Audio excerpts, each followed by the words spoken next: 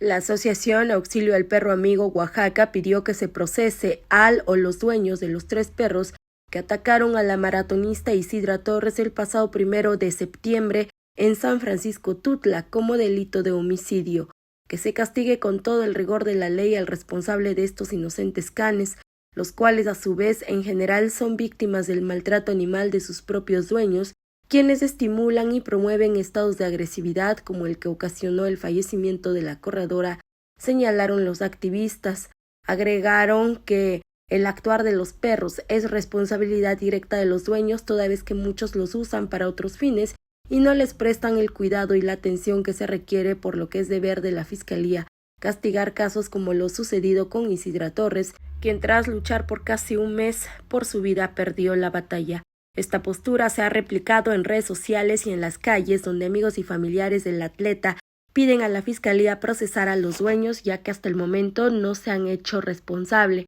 aun cuando la propia corredora, aún con vida, pidió desde el hospital justicia por su caso. Me quitaron los 2 bracitos, yo solo pido justicia porque ¿qué tal si le hubiera pasado a un niño? Yo sé que no es culpa de los perritos, pero sí del dueño, que tan siquiera salió a auxiliar a mi hija, señaló Isidra Torres días antes de su fallecimiento. En tanto, en las plataformas digitales son cientos de comentarios que se han solidarizado con el caso de la maratonista y han reprochado la falta de justicia. Lo lamentable es que si la señora hubiera matado a los perros, ahí sí actuarían las autoridades y los dueños saldrían a exigir, escribió Graciela Santiago. Es la información para Ahora Oaxaca Noticias.